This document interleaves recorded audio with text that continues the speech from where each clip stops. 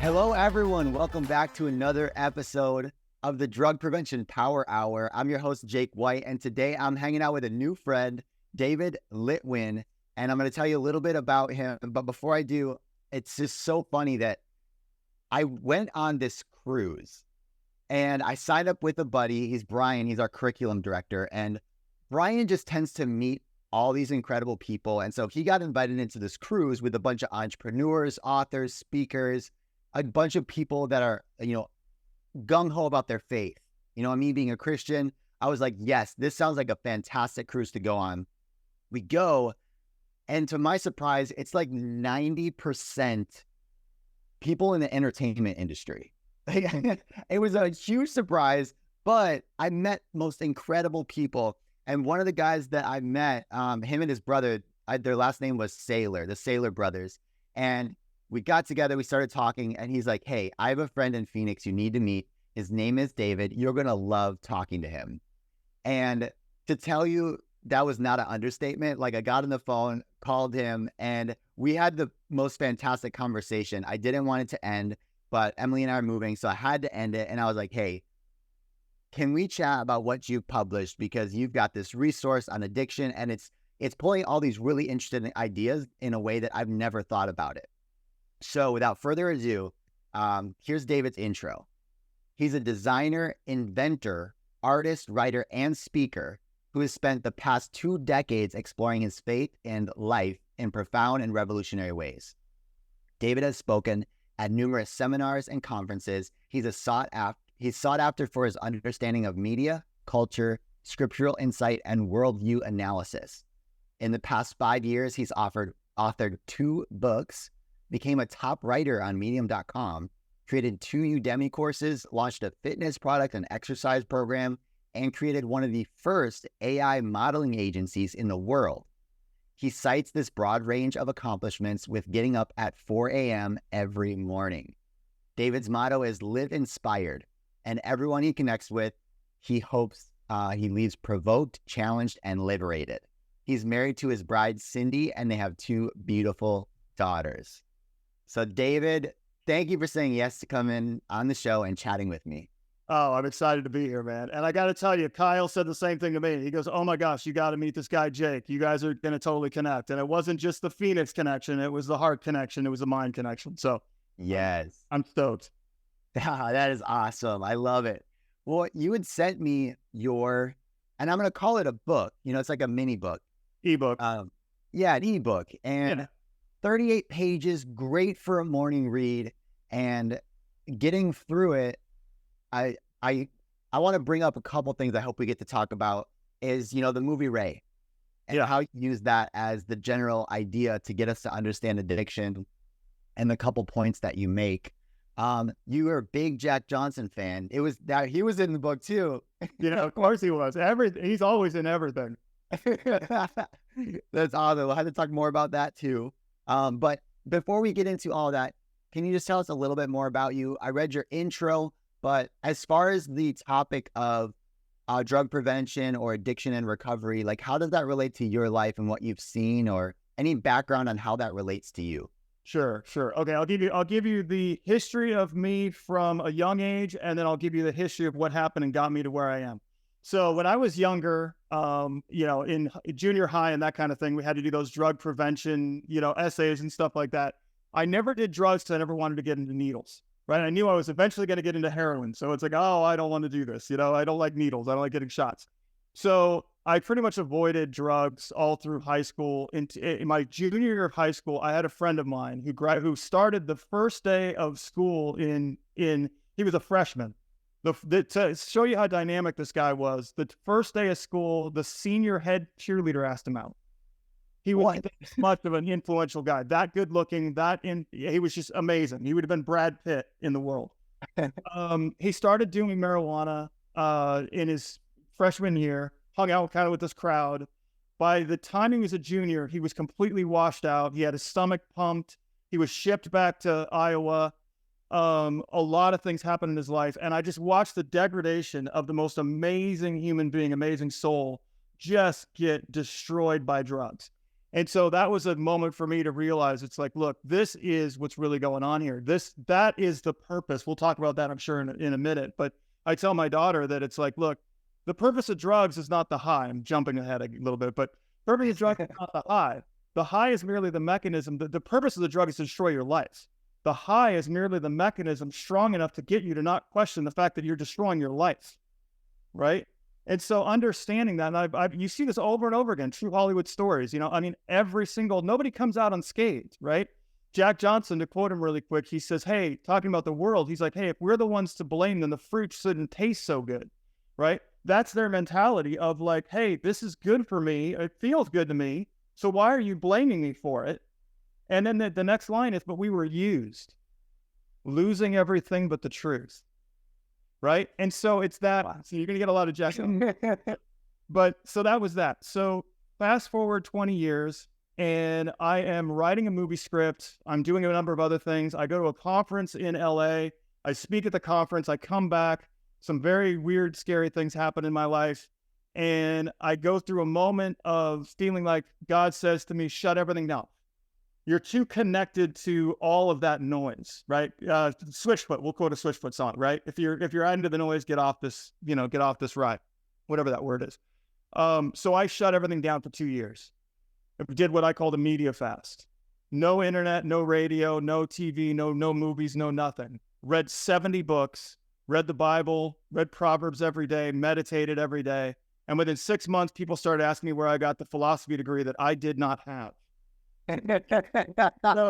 So literally, I was just an explosion of ideas and journaled all the time and started writing, numerous things in the process and started connecting and realizing that the internet is the most amazing. Everybody kind of, pans the internet for, oh my gosh, it's just so much debasity and vitriol and everything else on the internet. It's also the biggest library you're ever going to find. And it's an inspired library. So God can give you an idea on something and you can look it up and come up with an idea that no one has ever come up with because you're looking at things through a different lens. So I always say it from the standpoint of like, I use the biblical worldview as the lens to look at the world, but the voice of the culture is the way to get it out. Because nobody cares about chapter and verse per se, except for us, right? We gel with that. The world does not.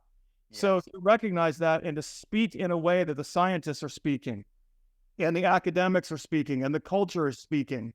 You can say things without quoting chapter and verse that tie back into chapter and verse that will blow their minds. You can use the foolish things of the world to confound the wise. Yeah. So that's where all that came from. Wow. It makes so much sense too, because, growing up, not being a Christian for all the way through college, and people would say things like, oh, well, no, it's true because the Bible says this. But to someone who doesn't validate the Bible, it's like, wait, why would you base your entire belief system on this one book? Exactly. I don't even know what that book is. So it's not going to sway my decisions for sure. But yeah, it's almost like God comes first. When that happens, then you can validate the Bible.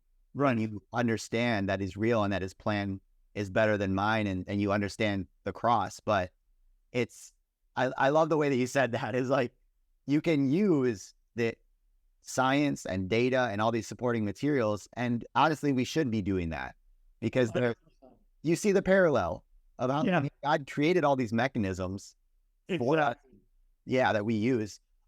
So let's do this. You got off to the races. Okay. Because I want to pick apart your book, and then if people stick around till the end, you're going to give us a way that we can read it as well.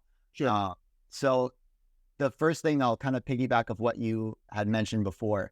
So the natural impulse of human preservation prevents the willful and deliberate destruction of the body or even the society. Addiction first requires a mechanism, pleasure.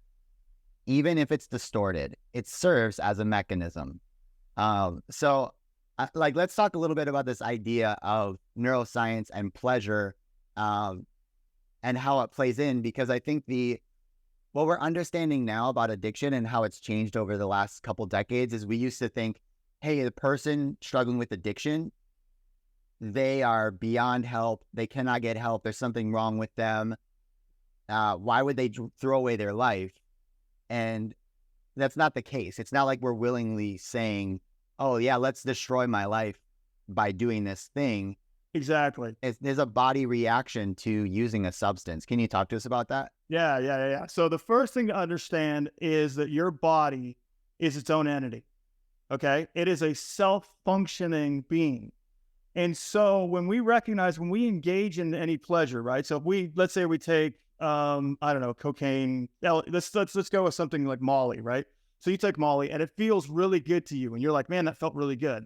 Well, it also felt really good to that independent body that functions and pumps blood without you asking it to, that depresses and compresses your lungs without you asking to, that fires synapses in your brain without you asking to. And that body goes, hey, wait a minute, I really liked that. And your body will then move you to engage in that process again, whether it's through thought, whether it's through sweat, it will do anything it can to engage in what you just did. And you think it's you, right? So you're like, oh, well, I need to give into this again because it feels really good. And your body wants you to become taken over because then your body can have what it wants at any given time. Okay? The problem is that we stand in the way of that to an extent. But the more we give into what I call addiction-producing actions, the more our bodies begin to take over. So addiction is the moment when the will of the person has been completely supplanted by the body of the person. And your body, what wants to benefit you. Okay, this is its ultimate state is to function well. Okay? But when it experiences things that it likes, it goes out of its way to enjoy them. And it's an incredibly selfish unit. That's the amazing part about it, is that your body wants what it wants, but it's not correlating to the other aspects of your body. So for example, just take overeating, right? My taste buds want fatty food, but my skin, my heart, my epidermal, my lungs, my liver, my colon can't handle it, right? So understanding that my body doesn't care. Because this side of me, my taste buds want it. So it's not regulating, right? So once you get out of whack from that perspective, now your body's trying to take over. So we think about ourselves as like, hey, I want to go to the kitchen and get some juice. And your body, if you're in good standing, goes, okay, let's go get some juice. And so it goes with you to go get juice. And when I went like this, my body performed all those functions, right? But if I'm a meth addict and I go, I want some juice, my body's like, no, you're getting meth first. I will mess you up until we get meth. Yeah. And that destructive quality is so amazing, is that your body is slowly deteriorating itself. And it doesn't even recognize it because it's so id oriented. If you want to go with like the concept of id, ego, and superego, it is where you want everything when you want it and you don't care. And your body is the ultimate form of id, right? Yeah. Connect to the super ego, which is basically conscience, right? To stop things from happening. But there's this pull in between the whole time it's happening. And so, go ahead. Well, I like this part of what you talked about too, because you just illustrated the fact of how we produce dopamine. And when you use a substance, right? Like I want some juice. Well, eating healthy produces dopamine. It makes you feel good because you need it to survive. When you use a drug, like your body turns on this fountain of dopamine that you get more, and it leads to that feeling, that impulse to do it again. But you talked about this in the book too, is like our society is now saying, yes, do what feels good, do what feels right. Like there's not a consistent plan for you to feel good unless you indulge in what you want right now. You called it id. Right. But like that it's celebrated, even though we see the aftermath of it. Right. But the money is made when you indulge yourself. Exactly. It feeds all the rest. It feeds this ties into why we're doing it, right? I had a conversation with a friend of mine a little while ago because, if it wasn't for God, people actually wouldn't do all this type of stuff. And I was like, oh, that's really profound. It's almost like, what are you talking about? But the whole idea is like, we would see the pain, we would avoid the pain, and we would move on with life. Why we don't is we have a bunch of people around us that take scripture and say, you shouldn't do that. God said not to. So I say it this way, right? Sin or addiction is shards of glass coated in chocolate. which tastes wonderful in the mouth, and then they lacerate the organs on the way down, right? The church screams at people for eating the chocolate because God said not to. That's the moralistic stance, right? The world just sucks at the chocolate coating and says you're missing out on life's biggest delicacies. You're an idiot. What we all should be saying is, of course it's chocolate. You'd never swallow glass without it. But we don't do that. That's the problem. That's the problem. So basically, because of that, they just basically go, this side over here, this Christian side, this moralistic side says don't do something. Therefore, we're going to run to it, right? Mm-hmm. In running to it, they don't recognize that it wasn't just that this person said it. It was that God said it, because he wants your body to operate in its optimal state, because he's just the creator, right? Yeah. It's just like buying a brand new BMW and reading the instruction manual. And here's the high performance way to function your vehicle, right? It's the same type of thing, right? So he wants us to highly function. Why? Because it gives him glory. When we succeed, when we accelerate, God gets glory, right? Everybody goes, man, look at your life, man. I mean, you've heard this phrase from religious people. It's like, praise God. This is going on in your life. You know what I mean? Mm-hmm. And the same type of thing can happen from that perspective. And then who gets glory? Who just got glory? God did. So the more optimally we live, the better. But the world goes, I don't want that religious, angry, there's a great song, I forget who sings it, but it's like, why would I want to be like you? You always look so angry. You always look so, so downtrodden. Yeah. That's what it's supposed to be, but I understand why they feel that way. So they fix all this stuff. And then what happens is we're shackled to our bodies, and then the key is thrown away because there's nothing pushing back against the actions we're committing. Yeah.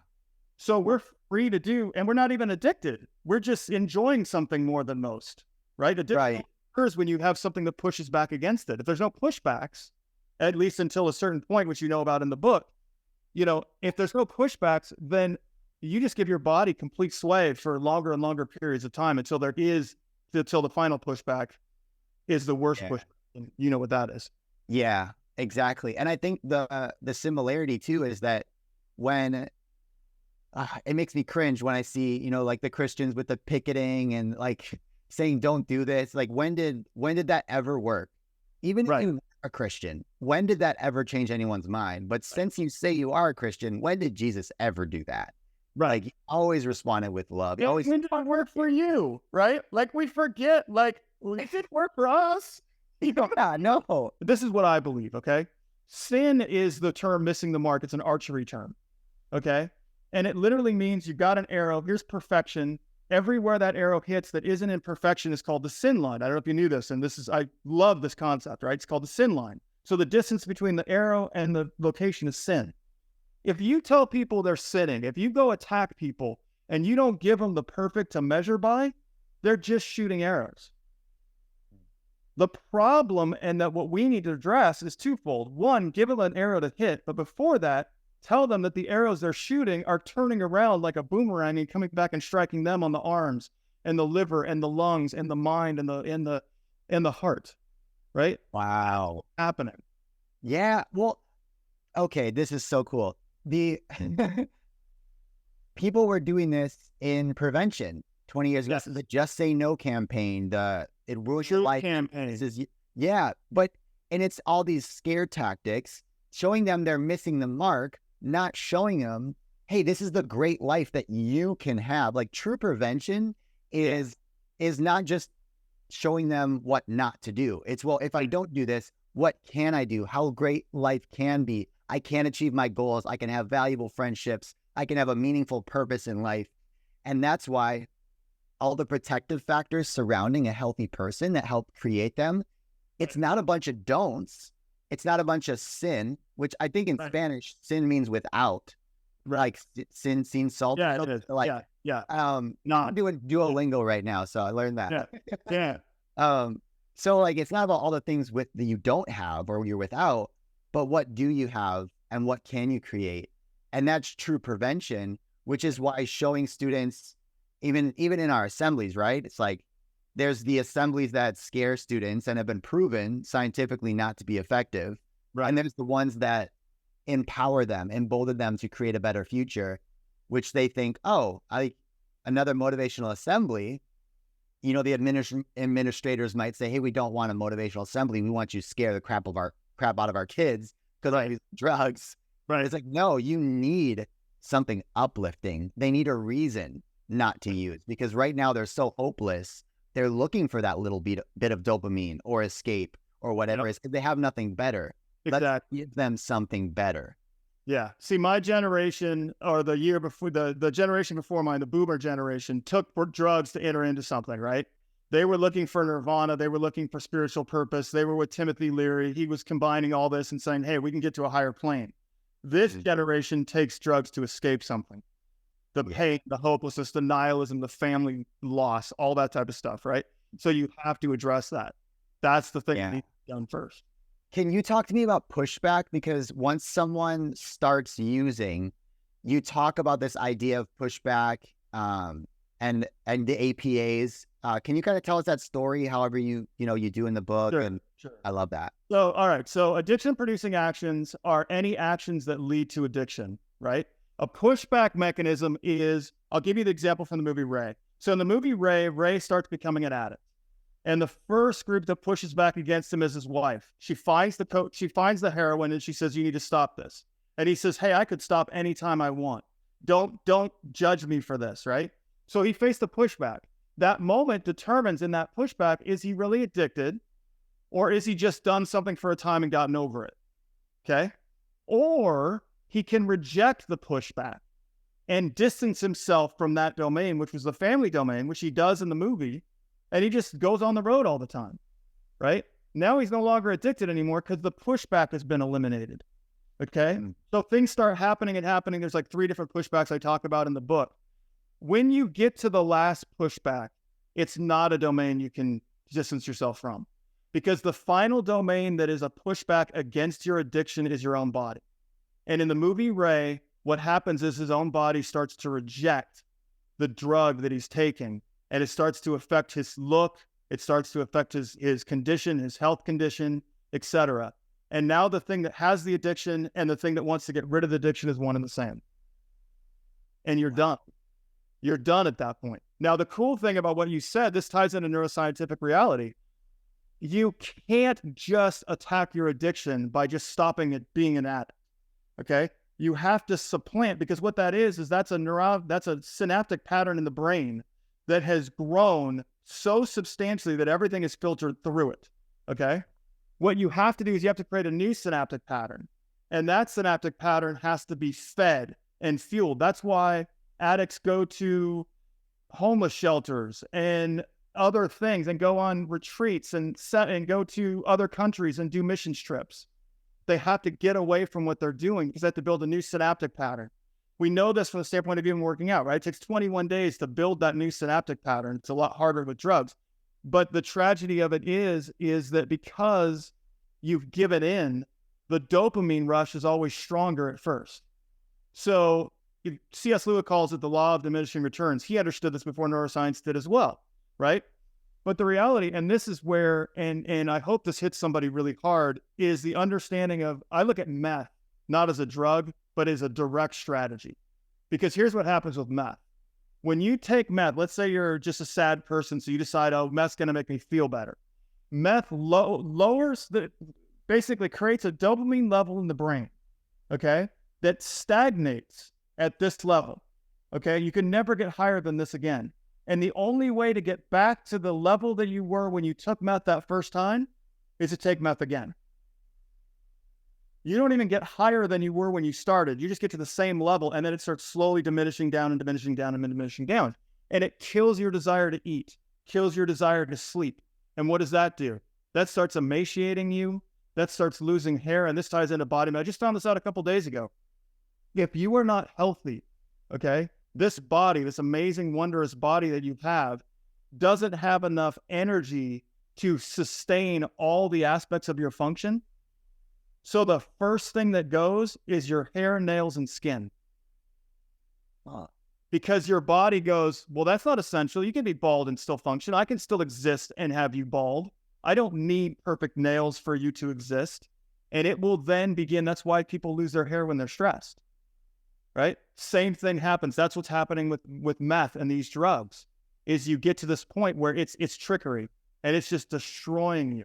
So there's an incredible passage in Jeremiah that says, all men are like grass, and the glory of men is like the flower of the grass. The flower withers and the grass fades. If he can destroy the grass, he can kill the glory, right? All the amazing wonder of who you are is tied up in that flower. Just wither the grass. Flower's done. Wow. By studying faith, I've learned more about prevention than almost everything else. Right. And we're catching up with the neuroscience and all that stuff. But I want to close with this because I really enjoyed this, being like that faith is such a big part of my life and how we use that as the analogy for everything. So this has been really, really fun for me. And I want to leave people with any sort of practical tips for the people that are listening right now. Maybe they're Christian, maybe they're not, but they want to help save more lives from addiction. Yeah. What's one thing they could do or start doing today to just be a little bit better at that, 5% better at helping save more lives from addiction? And then I want to have you tell us how to get in touch with you. Sure. So 2 things. First of all, focus on the wonder of your life and the wonder of other people's lives. That's the first thing you can do, right? Get into, and the goal for addiction or any of that type of stuff is to get into your own head and to fixate on yourself, right? Addiction is selfishness. Fear is, all that type of stuff is just basically us dwelling on ourselves. First thing we can do. Secondly, when somebody says, hey, I'm okay doing drugs till I'm microdosing or I'm whatever, right? You don't know what your body, that independent thing, when you recognize the independence of your body, it changes everything. Because now I can't know if I can microdose, because I don't know if my body is genetically inclined to engage in a level that I don't want it to engage in. So you can't start. You can't go through. And again, I'm not like this legalist. Like, I don't really care from a legalistic standpoint. I'm looking at it from a neuroscientific standpoint. I'm looking at it from an epigenetic standpoint, right? So, but when you have that freedom to go, I can't do this. So you talked about it, like, how do I talk to my daughter? I'll give you an example because she's in high school. I said to her when she was 15, I said, somebody's got to come up to you. She's 18 now. This year, and they're going to say, you've got to try this. The high is so incredible.